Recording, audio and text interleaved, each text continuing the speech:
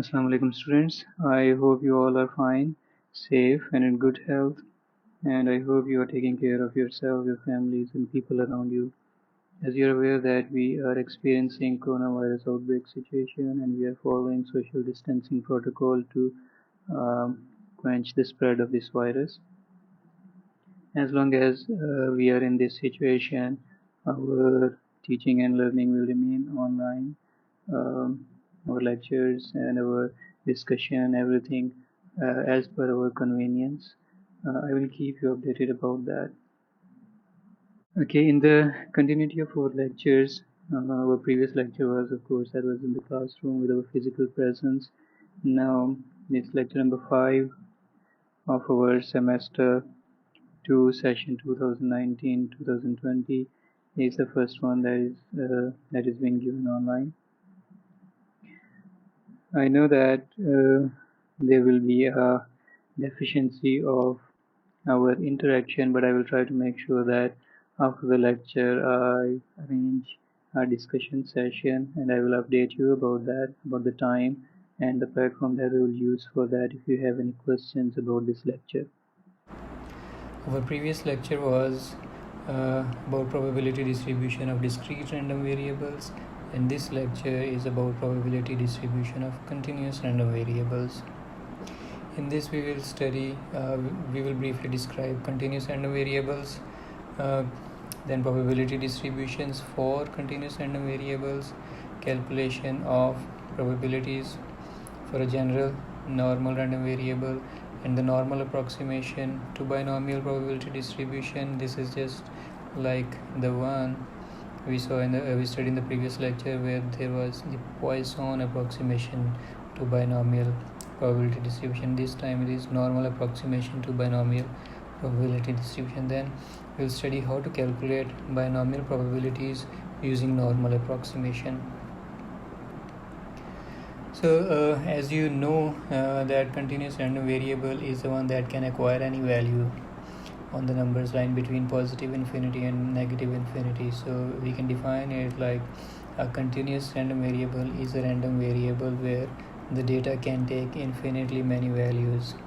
Its examples include heights and weights, length of life of a particular product, experimental laboratory error, time interval between two events. These are few of many examples of continuous random variable.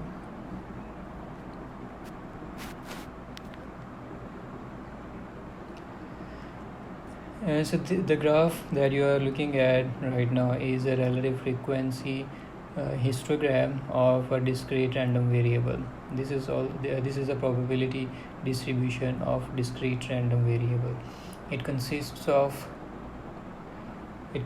of these bars or columns which have a certain width, and that represents the class width, and the height which represents frequency in that particular class. So if we have larger data, we can distribute that data into a larger number of classes having certain class widths. For example, in this graph we have larger amount of data that is distributed into larger number of classes, and the width of these columns have been reduced as compared to the width of columns in graph number 1. If we have even more data, we can distribute that into larger number of classes, and the width of these columns will shrink to even smaller size. So if we look at it closely, as the amount of data is increasing and the number of classes are increasing, the outline of these bars is getting more uniform. Like if I draw a line on the along the outline of these columns like this, it is becoming more and more uniform as the number of classes are increasing. So eventually we can achieve a continuous line when our when the width of these columns essentially remains to a single line, then we will get that the outline of these columns will just appear like a continuous line. Like in this example, this is a continuous line, and this is a continuous line which is representing the probability distribution of a continuous random variable. So in such a graph, the x-axis is actually the continuous random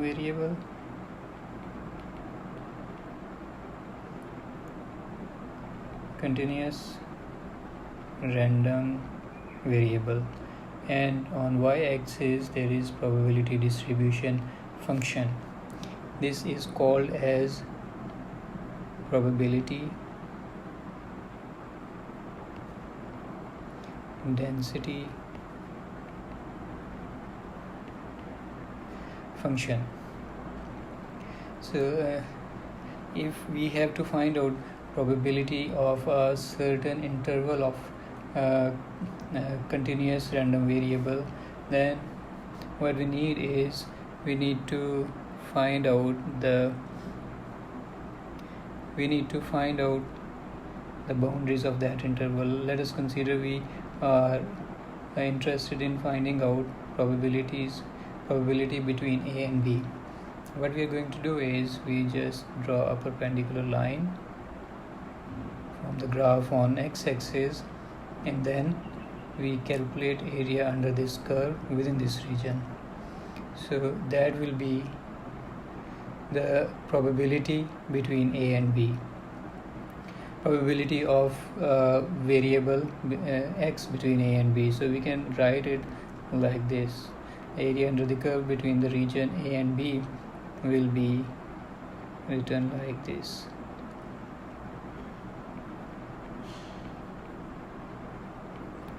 And if we are asked to find out area for an exact outcome, let us say that is C, we have to find out area under in this region also. So the area, but we know that the area on the top of a specific value or an exact value is essentially 0. So area under the curve for C or exact value will be equal to 0, or probability for x is equal to C will be 0. So from here we know that, from here we find out that, or we can describe it in a way that in continuous random probability distribution, the probability of an exact outcome is essentially 0. So one more thing that you need to know is since the probability of if you want to find a probability of continuous probability distribution, it is essentially the area under the curve. So the total area under the curve must represent the total probability, and total probability, you know, that is equal to 1. So the area under this curve, the total area under the probability distribution curve, is equal to 1. Okay, and this is not the only shape that, okay, sorry, I forgot to mention that this shape is called as mound shape. So if we have to call it, if we have to give it a name, it will be mound shape. And this is not the only shape that a uniform probability distribution can acquire. There are others also. Like in this case, this is the uniform probability distribution. It is defined as that this is the probability distribution in which all outcomes have equal probability, and its graph looks like this. It has a flat top. It shows that all the values on the x-axis under this graph has all the values have equal probability. Okay, So if we want to find out probability distribution under this graph, the method will be same. We need to find out area under that curve. So in this current situation, it is the probability between minus 0.5 and 0.5. So the total area under the curve can be calculated like this. The distance between minus 0.5 and 0.5 is 1, and its height is also 1. Since it is a rectangle, we can multiply two sides and we can find out area. So its area is 1, which is again the total area or the probability under this whole curve, which is equal to 1, and it should be equal to 1. But if we have to find out area under the curve and area under this curve within a certain interval, let's say a and b, and a is, and here a is 0.2 and b is minus 0.2, then the area under this curve will be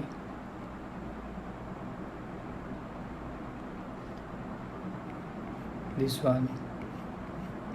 So from minus 0.2 to 0.2 will be equal to 0.4 multiplied by 1. So this one will be equal to 0.4. The probability between minus 0.2 to 0.2 will be equal to 0.4. We will look at this example in the next slide. Okay, let's look at an example for uniform probability distribution.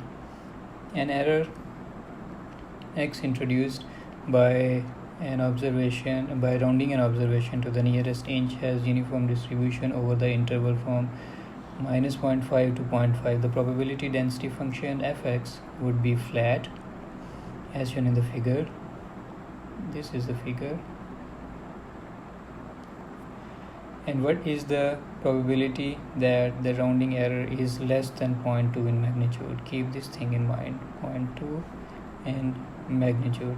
So when it is mentioned magnitude, it means that 0.2 and minus 0.2 both are included in there. So the graph is given to us. This is the graph of uniform probability distribution, and we are asked to find the probability distribution, a probability of rounding error that is less than 0.2. So less than 0.2, first we will look at 0.2. 0.2 is here, 0.2, and this is minus 0.2. Its magnitude will be positive. That's why we have to consider this. So the values on the left side of 0.2 and on the right side of minus 0.2 all are included. So we draw a line, perpendicular line from the graph, and then we have to find out this area between minus 0.2 and 0.2. So how we can find it out? So we write it properly like this. We have to find probability that is represented with b, where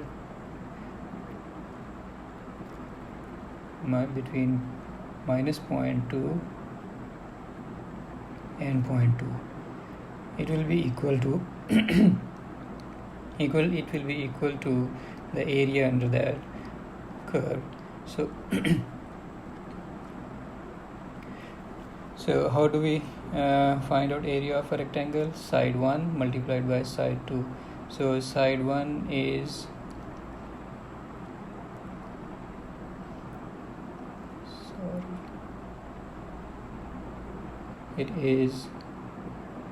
the larger value, which is 0.2, minus the smaller value multiplied by the second side, that is 1. This length is equal to 1. So it is 0.2 plus 0.2 multiplied by 1 will be equal to 0.4. So our answer to the probability of rounding error less than magnitude of 0.2 is equal to 0.4. This is our answer.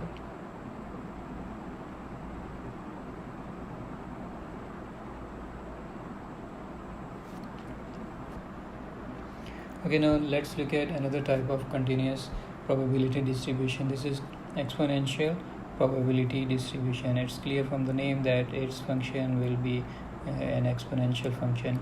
So this probability distribution is in the form of time between the events. This is how its graph looks like. It is a continuous line which shows that it is a continuous probability distribution, and the shape is the shape of an exponential function. It means that its probability density function is an exponential function, which is given here.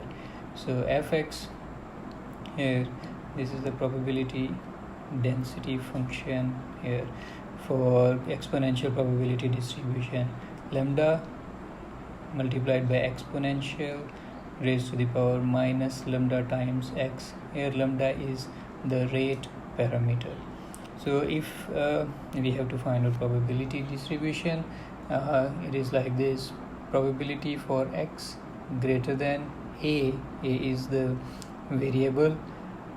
It will be equal to exponential raised to the power minus rate parameter times the variable x, or in this case it will be equal to or greater than a. And if we are asked to find out probability for x less than a, we will simply subtract this one from 1, because the total probability is equal to 1. So if we subtract this portion from 1, we will get probability for x less than 1. We will see in our next few examples. In such a probability distribution, the mean or mu is equal to 1 over lambda, and variance or sigma square is equal to 1 over lambda square. Let's look at an example. Okay, let's look at an example of exponential probability distribution. The waiting time at a supermarket checkout counter has an exponential distribution with an average waiting time of 5 minutes. The probability density function fx is 0.2 raised to the power minus 0.2 times x. What is the probability that you have to wait 10 minutes or more at the checkout counter?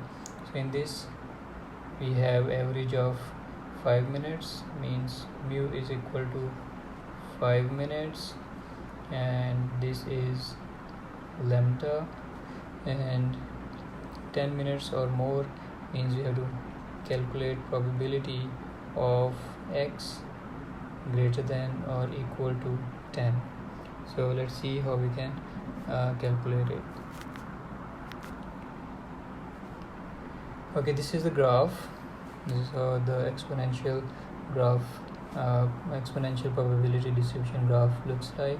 So since we are asked to calculate probability distribution from means 10 or more minutes, so we have to locate 10 on x-axis, which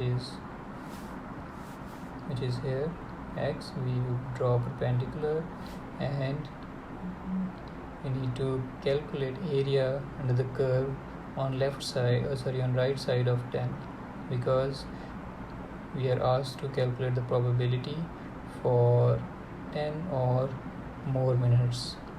10 or more is on the starting from 10 onwards to the right side. So, and we are also given the formula that we can use to calculate this probability. So simply what we are going to do is we are going to write it p x is equal to a is equal to exponential minus 2 multiplied by a. So a here is 10, here a is equal to 10 or more. Okay, so a means starting value is 10, x should be equal to 10 or more. So we can write it like this: p x greater than or actually greater than or equal to, in this case will be equal to, like we can write it like this. So greater than or equal to or just greater than are same. Px greater than 10 is equal to exponential minus 2 multiplied by 10, and its answer is 0.135. This is our answer.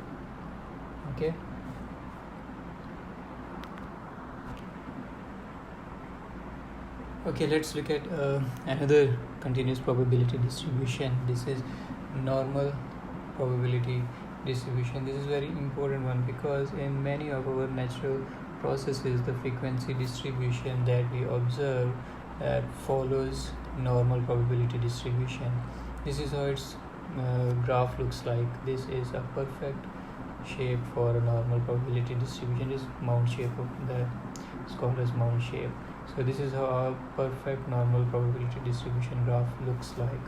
The PDF of this is fx is equal to 1 over sigma to square root of 2 pi multiplied by exponential minus x minus mu square divided by 2 sigma square. It basically depends on two parameters, which are mu is the average, and sigma, which is the standard deviation. So mu is actually the center of this distribution, so the mu will be here, yes, in the center. This will be mu, and sigma is the standard deviation, which we can calculate, which we can find on the graph as well. So the distribution, the position of this graph is determined by mu, and its span or its expansion depends on sigma. So let's see how it works. In this, I have used the same PDF function, this one, okay, and plotted the normal probability distribution here. So since it depends on two parameters, standard deviation and mean, we can see how it changes when we change mean and standard deviation. So the mean actually determines the center. At this point it is on 0. Okay, currently it is on 0. The center is exactly on 0. So if I change it from 0 to 10, it will move to 10.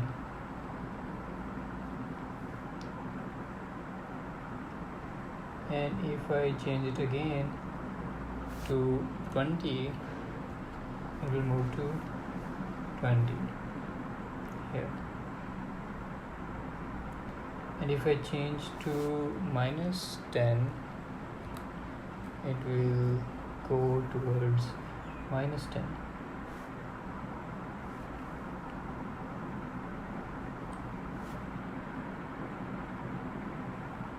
Here.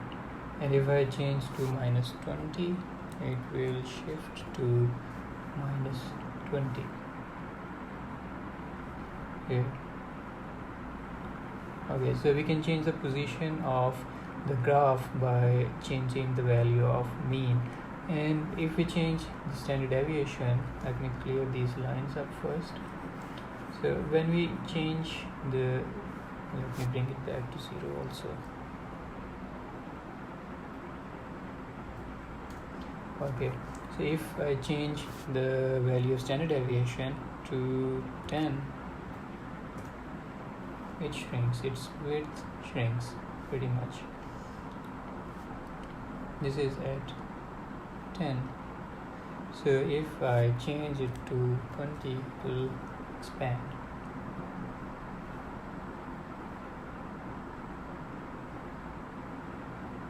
And if I change to 30, it will expand further.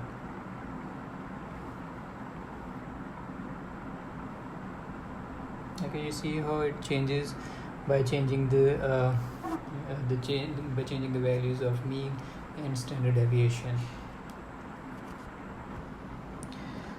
Okay, we can divide normal probability distribution in terms of standard deviation like this.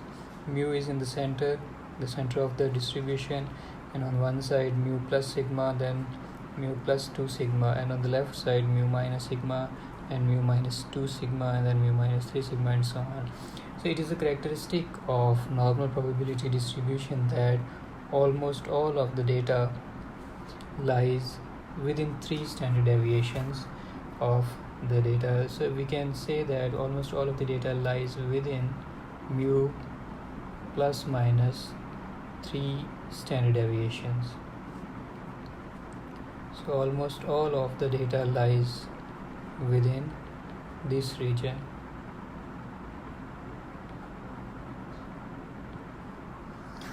Okay, now you have seen that we can we can change the value of mu and the value of sigma, and we can write those characteristics of normal probability distribution like this: that shape and position of the normal distribution depends on sigma and mu respectively. Almost all of the values of the normal random variable lies within mu plus minus 3 sigma, and the area to the right of mu means right of the center or the mean value is 0.5, and area to the left of mu is also 0.5. Why 0.5? Because the area under the curve, the total area under the curve is supposed to be equal to 1, so 1/2 is 0.5 and the 1/2 is also, so it means that these are the characteristic that this portion on the left side, the negative side, it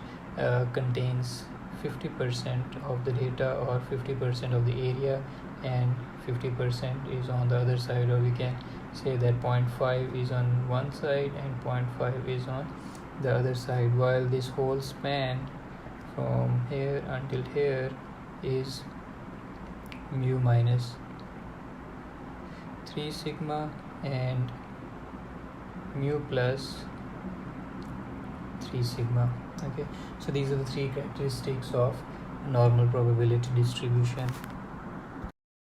Since we have now seen that we can change the shape and position of normal probability distribution graph just by changing the value of mu and sigma, so for each different value of mu and sigma we will have a different graph and different probability distribution.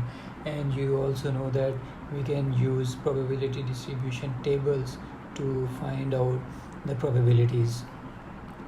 So having different value for each mu, having different probability distribution for each mu and sigma makes it very difficult to calculate the values for various different problems that involve continuous random variable. So the method to overcome that issue is the standardization. We can standardize our normal random variable and then make use of only one table for all different probabilities. So Z is called as standardized normal random variable, and X is the normal random continuous normal random variable. So by subtracting mu from it and dividing it with sigma or standard deviation, we get the value of Z. So Z, from this formula we can easily see that Z will be equal to 0 when X is equal to mu. So X is equal to mu here, it means that Z has a value of 0 here, and then Z will have value 1 here and 2 here, minus 1 here and minus 2 here. Okay, we will use this thing in our next examples. So standardization, the importance of standardization is that it allows us to use same table for all normal distributions. Okay, so let's take a look at an example. This is an example for normal probability distribution in which we are asked to find probability that z is less than or equal to 1.63. Z is the standardized normal variable now. So this probability corresponds to the area to the left of of z. It is equal to 1.63 and the standard deviations on the right of the mean. So first we know that z is equal to 0 here, and z is equal to 1 here, and z is equal to 2 here. So where does this 1.63 lies? It will be around here somewhere. Okay, so this is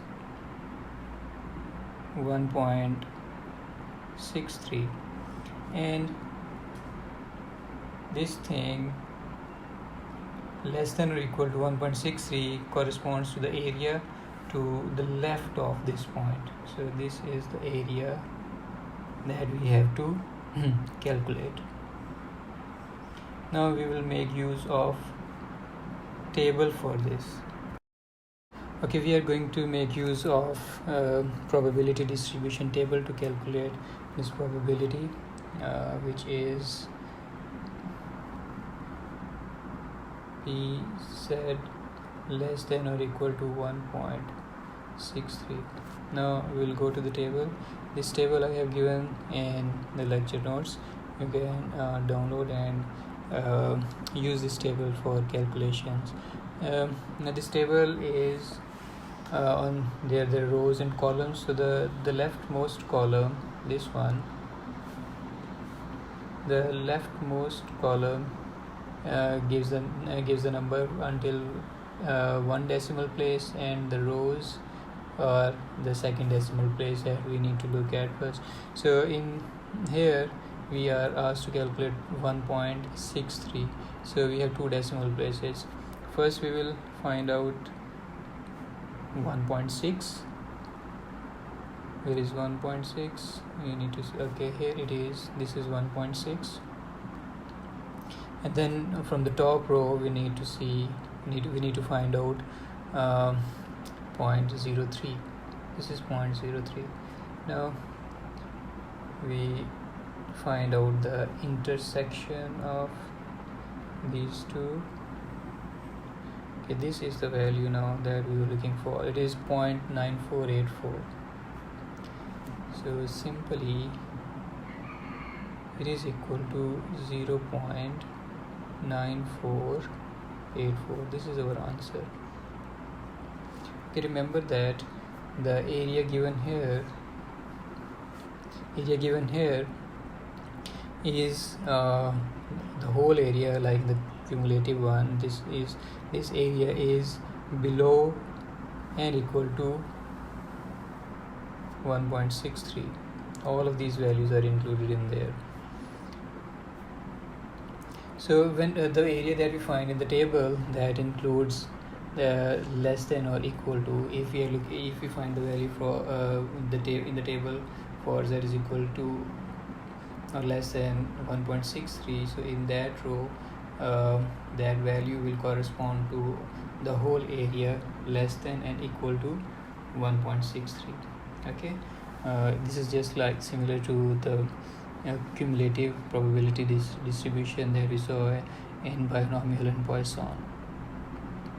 Let's look at another example. So in this example we are asked to find out probability for z is greater than or equal to minus 0.5. So it is different now. It is greater than or equal to. First we have to find this point. This is z is equal to 0 and z is equal to this is z is equal to 1. So minus 0.5 must be in between. So this is minus 0.5. We will draw a perpendicular here. We need to find area which is area into the curve, which is greater than or equal to minus 0.5. So all the area on this side is the probability. This is the probability which is for the value of z greater than or equal to minus 0.5. So how can we find it out? It is very simple. We know that the total area under this curve is equal to 1, and from the graph the area that we find is this one, only on the left side. Let me change the color. So from the table, the value that we will find for minus 0.5 will correspond to this area. This total area is equal to 1.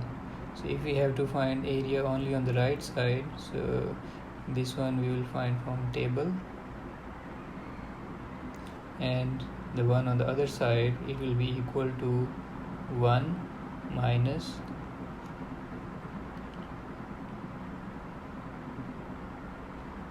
this area, and this is the one that we find out from table. Okay, so by doing so we can easily calculate. Let's go to table. Let's go to table and look at the value for minus 0.5. Okay, minus 0.5, here it is. This is minus 0.5, so there was means 0.50. This is the first column. Okay, this is our value that we were looking for, 0.3085.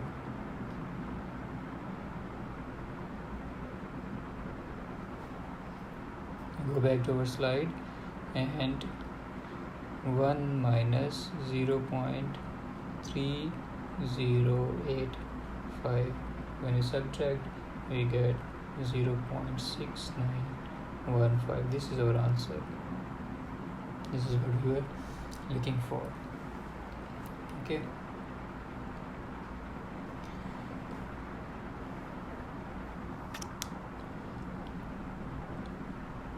let's look at another example. In this we are asked to find probability within a certain interval, within 0.5 and minus 0.5 and 1. So we know that z is equal to 0 here, so minus 0.5 must be here and 1 is here. So we are supposed to find out area within this region. So we also know that we can obtain values on the left side from the table. So it will be very simple. If we want to find out only this region, it will be very easy. The values that we'll find from the table are this one. For 1, let me change the color. For 1 we are getting this one, all of this, and for minus 0.5 we are getting from minus 0.5 and lower than that.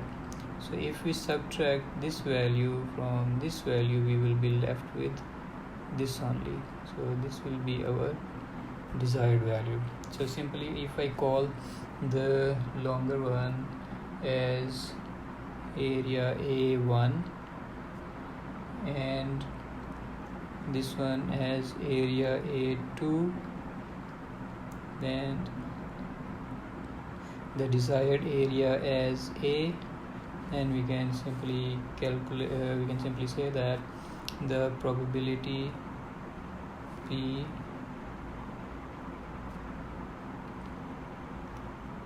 of minus 0.5 to 1 is equal to A1 minus A2. Okay, let's go to the table and find value for A1 first. So a1 is 1, where is 1 should be here. Okay, this is 1, this is the value. Sorry, this is not the one, this is 0.1 actually. Okay, where is 1? Yeah, here it is 1. 0.8413, 0.8413 minus, now a2 is for this one, minus 0.5. So we go back and look for minus 0.5. Okay, this is again same one, this is minus 0.5, and this is the area that we're looking for, minus it is 0.3085, 0.3085, and by subtracting we can get the area, which is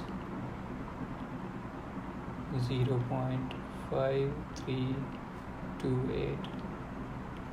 This is our answer. Okay, now let's look at another example. So in this one, find the probability that a normally distributed random variable will fall within these ranges. Number one standard deviation of its mean, and 2 standard deviations of its mean.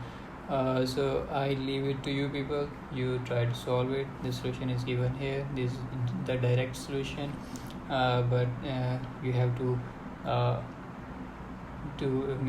break it up and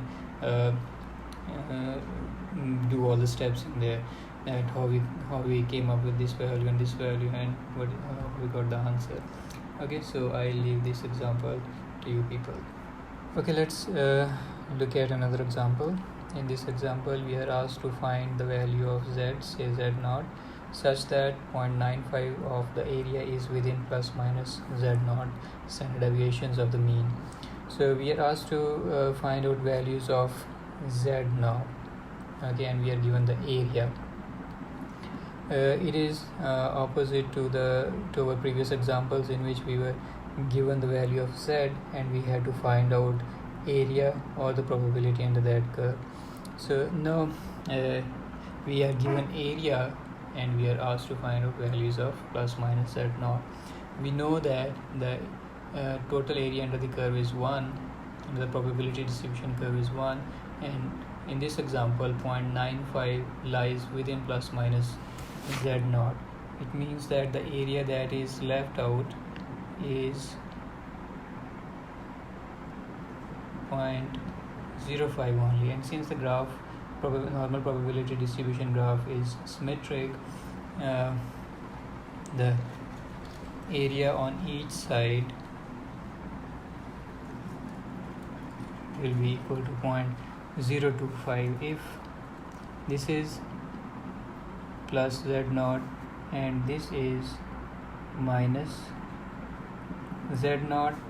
The area outside of this one is 0.025, and on this side is also 0.025, while the area within these two, plus z0 and minus z0, is given as 0.95. So we have to find out the values of minus z0 and plus z0. Now in our previous examples, we were going to the table and we were locating the values of z0 and then find out the values of area under the curve. Now in this example, we are not given those values.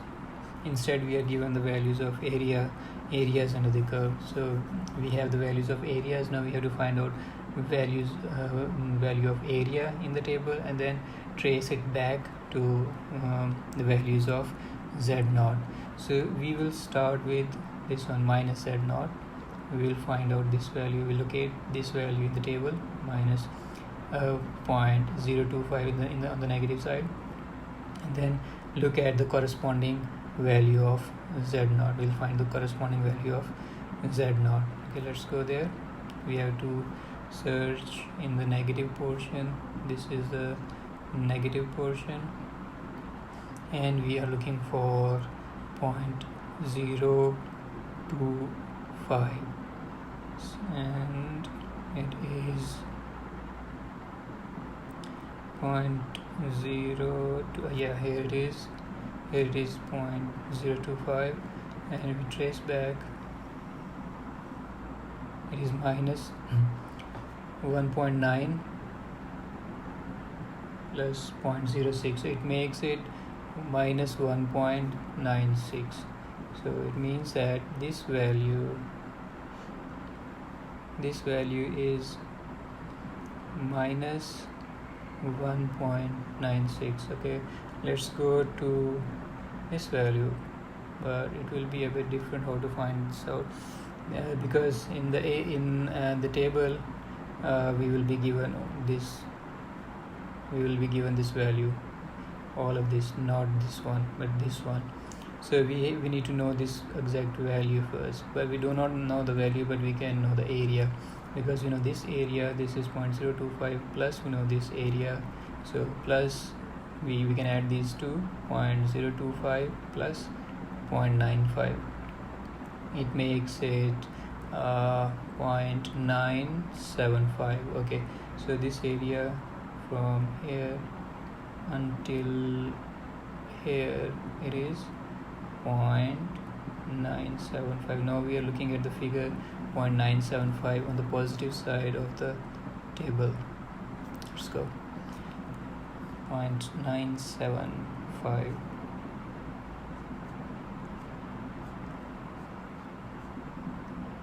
here it is 0.975. if we trace it back, it is 1.9.06, so it again makes 1.96, so it is equal to 1.96.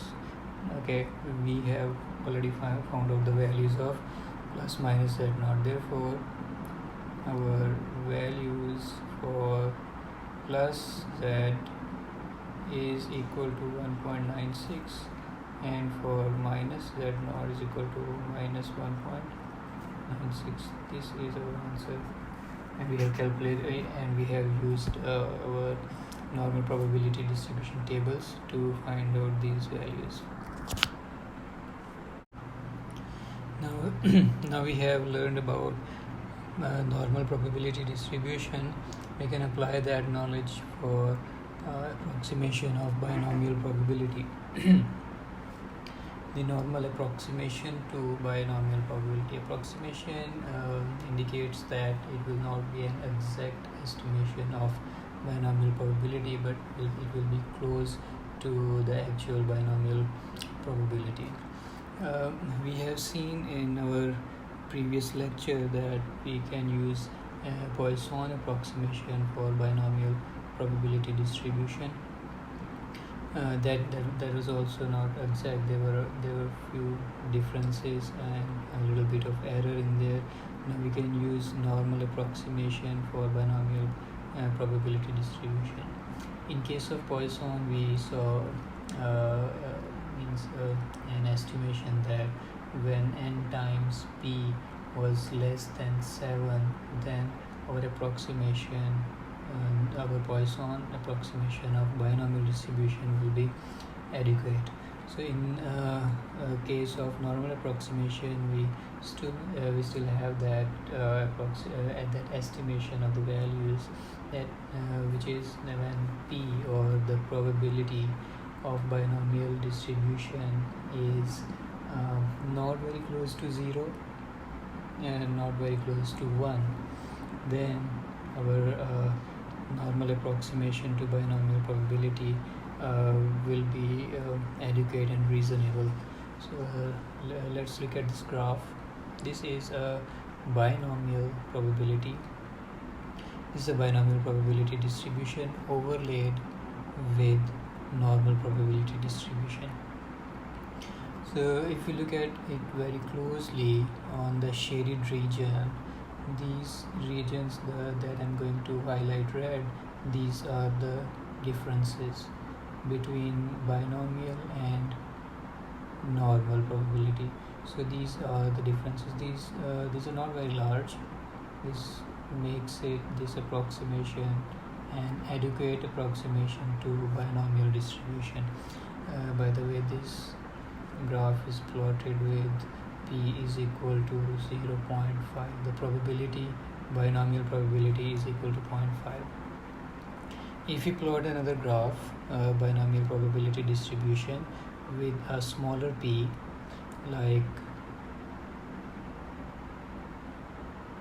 this one is actually plotted for this is actually the binomial probability distribution for p is equal to 0.1.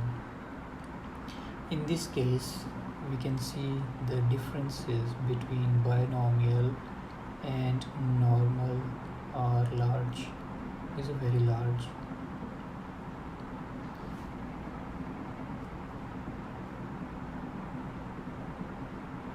So these differences, these large differences, will create a big difference in the approximation. So when we use normal approximation for binomial distribution, we will find errors.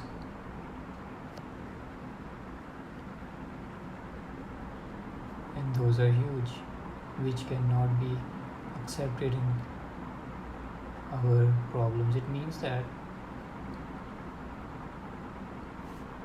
if we have to apply normal approximation to binomial distribution, we have to see what was the probability for in the binomial distribution. If it is very close to 1 or if it is very close to 0, we should not apply normal probability approximation.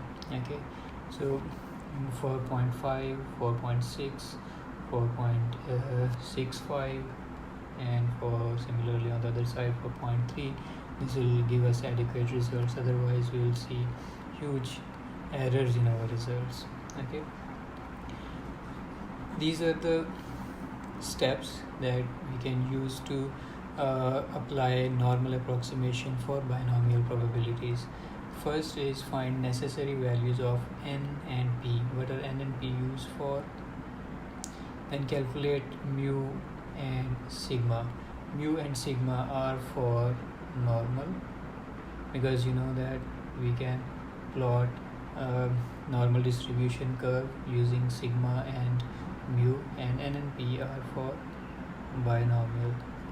Okay, and you also know that when we know n and p, we can find out mu and sigma like this: mu is equal to n times p, and sigma is the square root of n times p times q. Second step is write the probability you need in terms of x and locate the appropriate area on the curve. Okay, and then correct the value of x by plus minus 0.5 to include the entire block of probability for that value. This is the continuity correction, because I will explain it to you like this, because in binomial probability distribution we have these columns. Okay, so our central value lies here. Okay, let's say this is x. So this is x. In order to include this whole column, we have to either go until this edge or this edge. So this edge is x plus 0.5, and this edge is x minus 0.5. So depending upon the type, depending on our problem, we will choose which one to use, either x plus 0.5 or x minus 0.5 to include the whole column in our calculation. Okay, then point number 4, convert the necessary x values to z values. So in order to calculate our z values, it means that we are doing the standardization of the variable. So z is equal to x plus minus 0.5.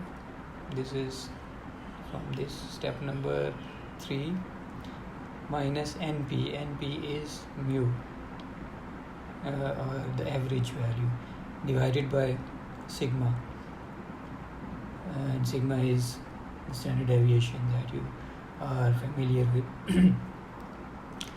And then at the end you have to use table to calculate the approximated probability. Using all these 5 steps, I will revise. First we need to know the necessary values of n and p, and then calculate mu and sigma to calculate normal probability distribution, and then we have to we need to write probability in terms of x and locate the appropriate area on the distribution curve, and then correct the value by adding or subtracting 0.5 from x in order to include this whole block, and then convert the necessary values into z values, or in other words standardize the variable. Okay, when we get the standardized variable value of z, we can use table. Before that we can, because in the table the values that are given on the leftmost column and the topmost row are the values of z. Okay, so that's how we can apply normal approximation for binomial probabilities. Okay, let's look at an example in which we apply normal approximation for binomial probabilities. It says that use normal curve to approximate probability that x is equal to 8, 9 or 10 for a binomial random variable with n is equal to 25 and p is equal to 0.5. Compare this approximation to exact binomial probability. So remember that in our previous slides we saw that the approximation will be adequate if p, the probability, is not very close to 0 or not very close to 1. In this case, in this example, we have 0.05, so it means that we can apply and get adequate answer, means adequate results, which must match with each other with not a large difference.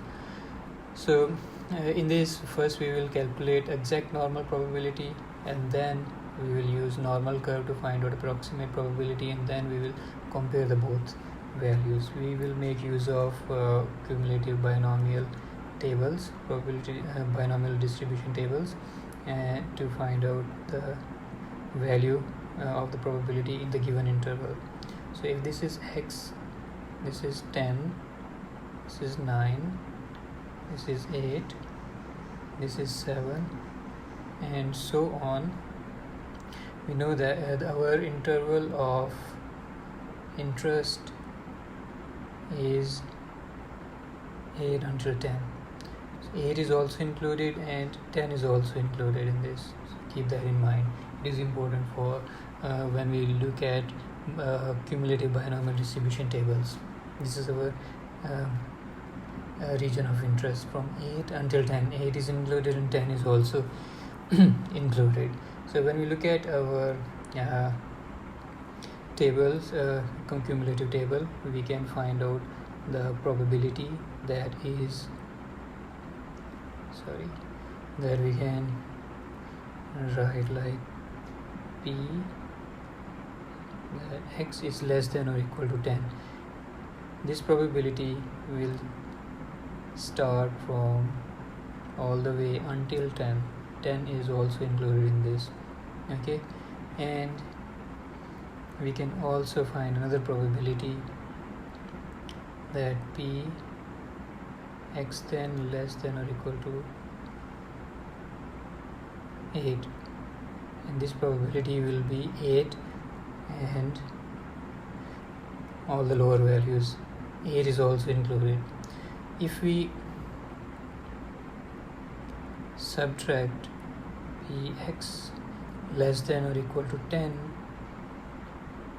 and x less than or equal to 8, we will be left with probability interval in between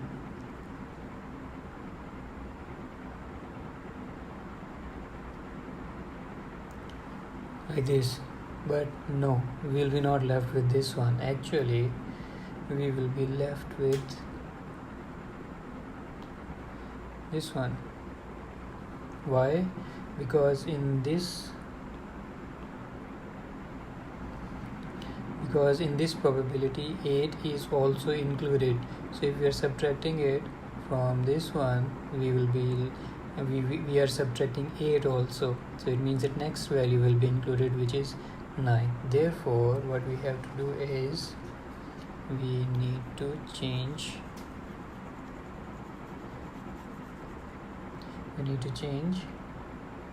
this one. We are not going to use this. We are going to find this value. Okay, p less than, so that a probability of x less than or equal to 7, and this way we will subtract 7 and include 8 in the interval. Okay, so our expression will look like x less than or equal to 10 minus probability of x less than or equal to 7, which will be equal to x greater than or equal to 8 and less than or equal to 10. So 8, 9 and 10 all are included in this approximation now. Okay, so now we can go to the table and look for the value of this one. Okay, 10 and this one. Okay, where is that? Okay, this is the table that I have drawn with n is equal to 25. You can see here n is equal to 25. Okay, here n is equal to 25. It was mentioned in the example that the probability is 0.5. This is the probability.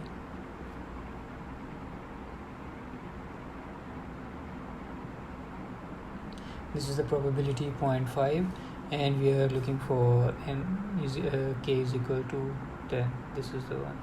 So if we trace it, we get this value 0.212. This is the value.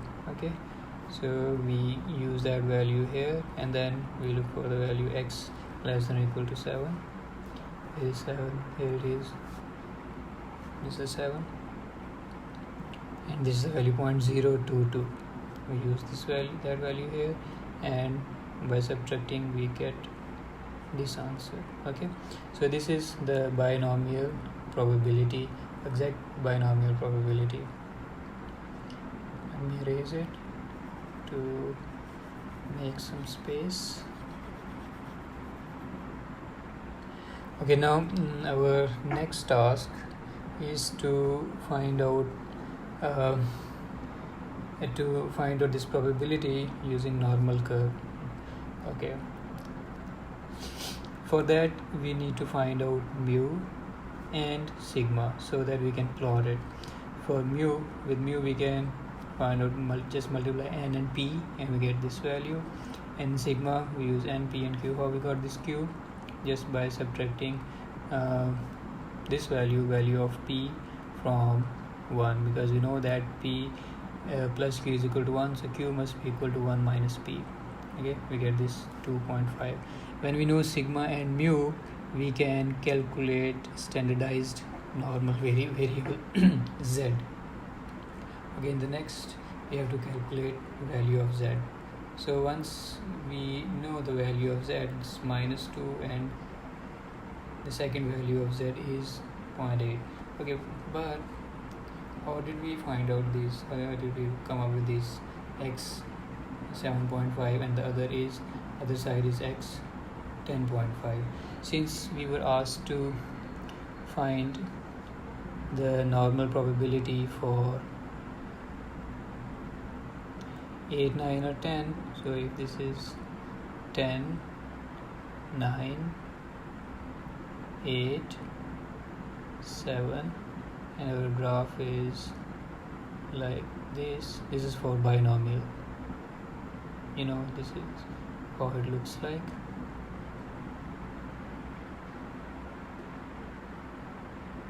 Okay, like this. So we have to include this region. Okay, this region, this is the adjustment actually. This is 7.5 and this is 10.5. so that's how it goes here, and this one goes here. Okay, I hope you understand this. Okay, then when we already know the boundaries of z, which is 0.2, now we know that how normal probability distribution looks like. It looks like something this. Okay, here it is z is equal to 0, and then z is equal to minus 0.8 will be somewhere around here, and this is 1, and this will be minus 2.0. So we have to find out probability for this interval inside this portion. From the table, from our table, we can find this probability minus 0.8 until here, and from minus 0.2 until here. Okay, so I call this, so this one is called as z is equal to or less than minus 0.8, and this probability is z less than or equal to minus 2.0.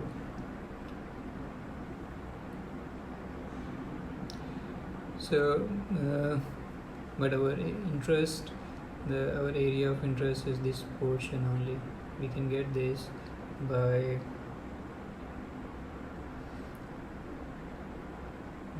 subtracting z less than or equal to minus 0.8 and z less than or equal to minus 2.0. We find these values from the table and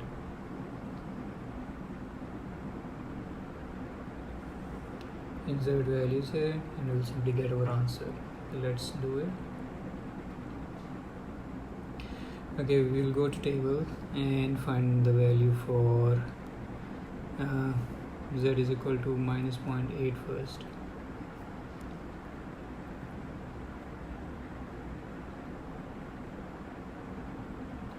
Okay, z is equal to minus 0.8.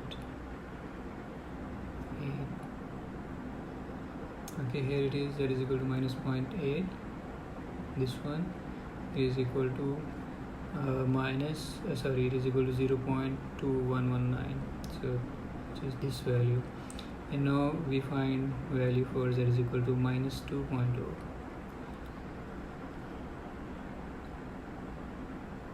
Minus 2.0 is here, this one, and it is equal to minus 0.0228.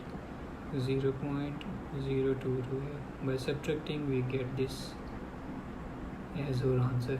If you compare this value, it is 1.89, and the value we calculated by exact binomial distribution in the previous slide, that was 0.19. These are fairly close, 0.19 and 0.189. These are very close to each other.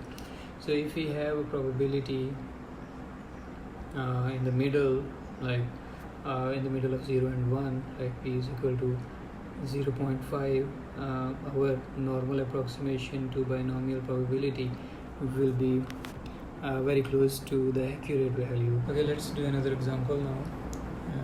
In this random variable of 1000 fuses, a random sample of 1000 fuses was tested, and x is equal to 27 defectives were observed. Calculate approximation probability of observing 27 or more defectives, assuming that the fuse reliability is 0.98. So our probability interval is E is equal to X greater than or equal to 27. Okay, and the fuse reliability, if fuse reliability is 0.98, so its reliability of if its probability of being a defective one will be 1 minus 0.98, which is equal to 0.02. This is our P, okay, small p, and N is this one, 1000 fuses, and 0.98 will be Q. So now we already know the value of N, the value of P, the value of Q, which is 0.98, and our probability interval. Our next step is to calculate values of mu and sigma, like this. So mu is equal to N multiplied by P, okay, which will be 1000 multiplied by 0.02, and then the value of standard deviation sigma, which comes out to be 4.43. Okay, once we have calculated these two for our normal probability distribution, we have to calculate standardized normal variable Z using X, mu and sigma. We know the formula, which is Z is equal to X minus mu or sigma. Here we will use the value of X. X was greater than or equal to 27, so the upper value of the lower limit of Z, as the lower limit of X was 27, but in order to include the full interval, we have to consider -5, like this one. If this is our bars, if these are our bars like this, our 27 lies somewhere here. This will be equal to, since we want to include this full column, this is 26.5, so we will start from 26.5 onwards. Okay,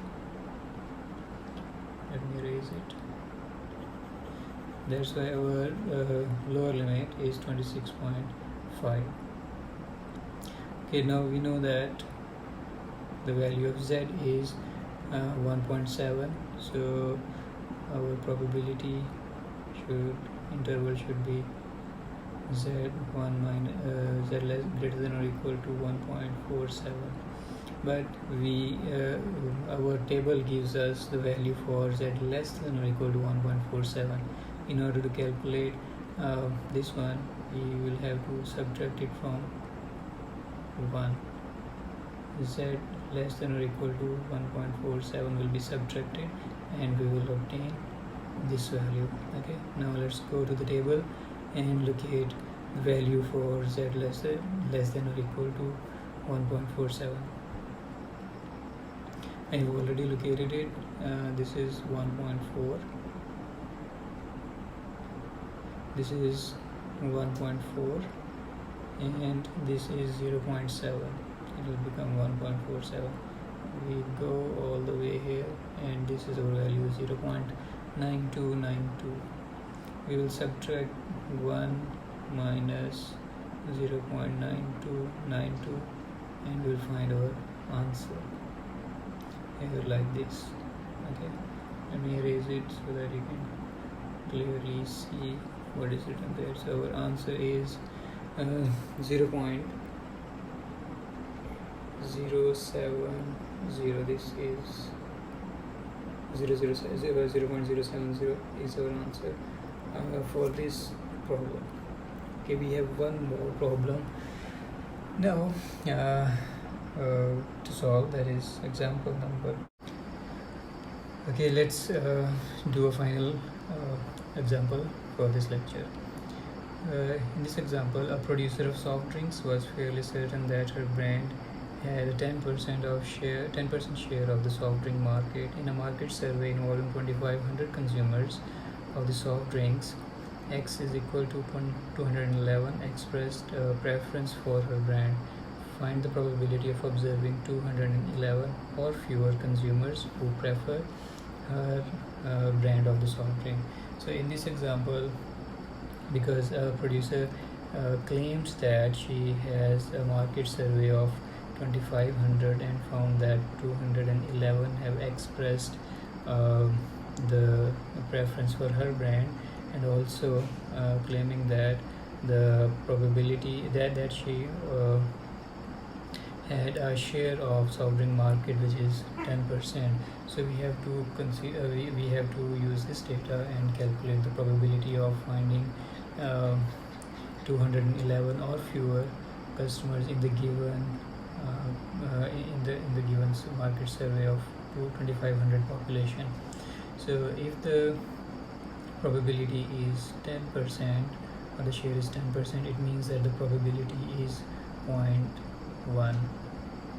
Okay, so if the probability is 0.1, then okay, and 2500 is n and x is 211.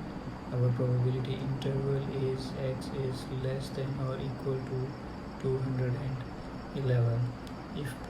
Okay, now we are left with q. Should be equal to 0.9. If p is 0.1, then q must be equal to 0.9.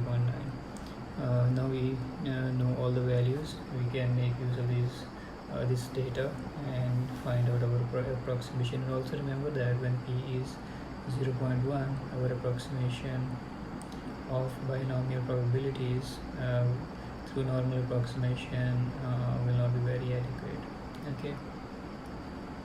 Okay, now using n and p and q, you can find out mu and sigma. Okay, once we know these values, we can calculate standardized normal variable z like this. So if z x was 211 to include the whole interval, to include the whole column, we will go to 211.5. Okay, so because we are going from 211 until 0, so 211.5 until 0 will include the column of 211. So we get this value of z, which is minus 2.57. We can just quickly go to the table and search for minus 2.5, the negative portion, minus 2.5. Here it is. This is minus 2.5 and 0.07 is this one. So we can go all the way. This is 0.0051. Okay, we can use that value here and we get 0.0051. Now the probability of finding 211 or fewer customers who prefer this brand is only 0.0051, which is very small. So it means that either the claim of owning a 10% of market share was wrong, or or in other words, we can say that the sample that we have been given, that was rather unusual. Okay, so that's the end of today's lecture. Do not forget to give your feedback so that I would know what are the lackings, so that I could improve in the next few lectures, in the coming lectures, and interact with you as well. Also, take care of yourself, take care of your family members and the people around you. Be safe, and I'll see you around, inshallah.